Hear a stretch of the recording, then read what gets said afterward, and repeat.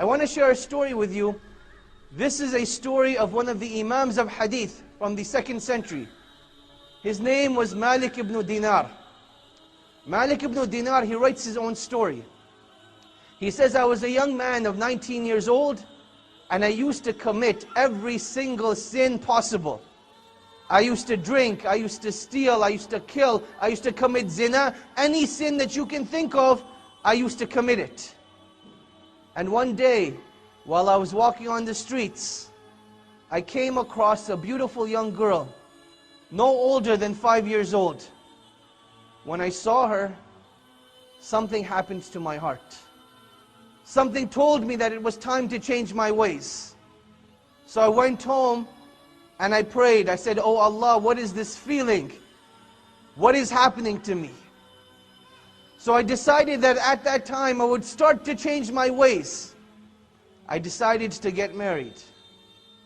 Lo and behold, 9 months later, Allah subhanahu wa ta'ala grants me a beautiful young girl named Fatima.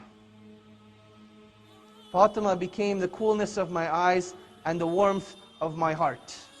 I used to love her, I used to play with her, I used to take care of her. And one day, while I was sitting on the chair, I was about to take a drink of alcohol. She came and sat in my lap like she used to do.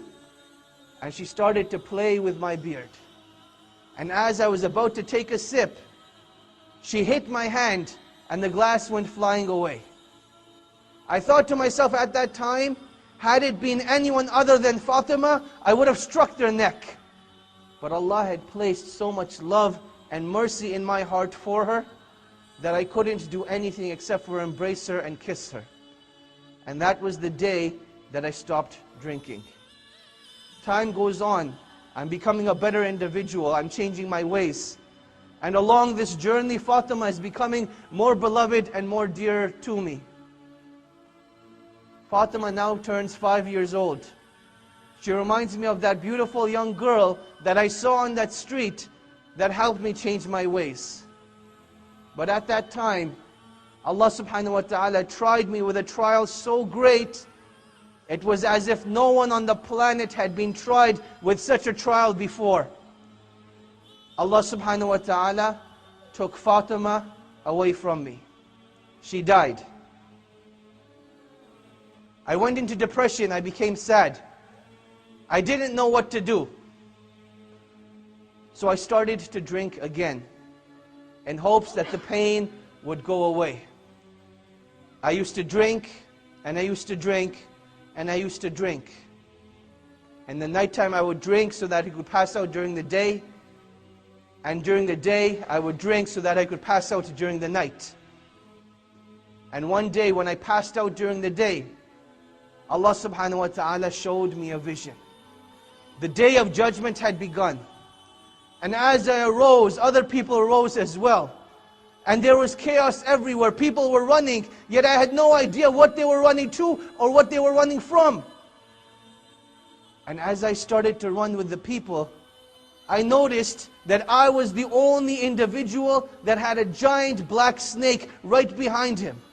The more I ran, the quicker I ran, the quicker the snake came. So I ran and I ran and I ran until I came to the foot of a mountain.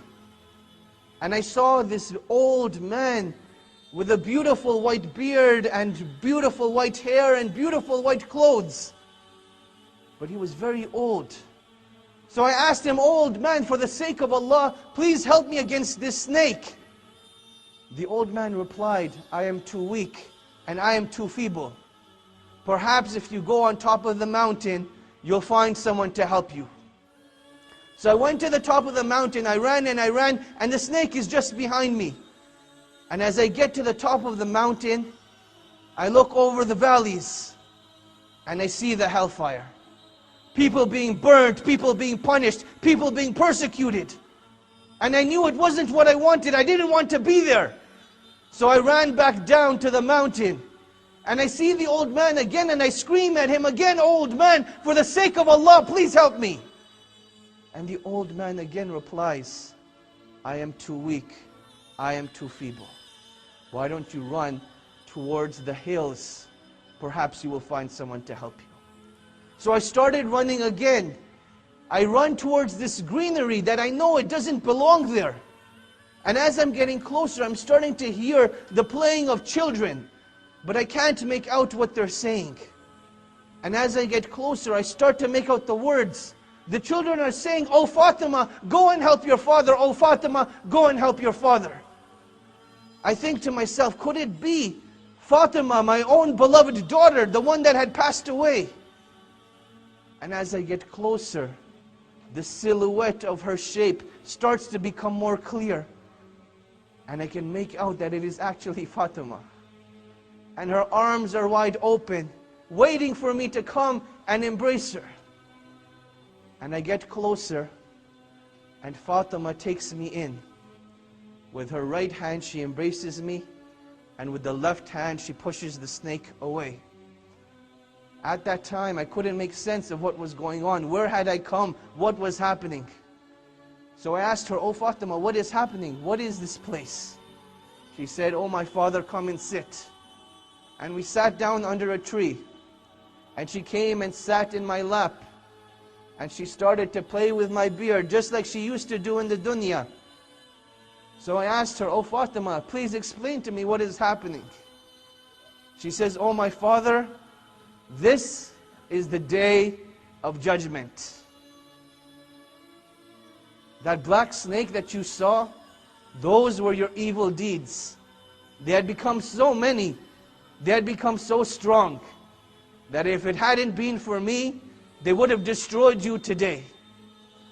That old man that you saw in the white clothing with the white beard, with the light on his face, those were your good deeds. They had become so few and so little that they would be no avail to you today. Oh my father, has it not come time for you to change your ways?"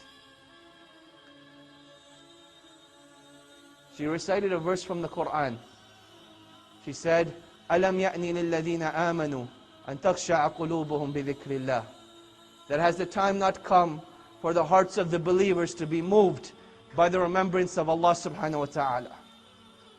At that time, Malik Ibn Dinar, he woke up. He wakes up and he hears the adhan of Maghrib going off.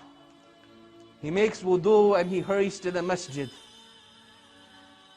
And as the salah begins, he hears the imam reciting again, "Alam ya'ni lilladhina amanu an takhsha'a qulubuhum bi dhikrillah." That has the time not come for the hearts of the believers to be moved by the remembrance of Allah subhanahu wa ta'ala. Malik Ibn Dinar, he prayed his salah and he knew that a new life for him was about to begin. And that is what he decided to do.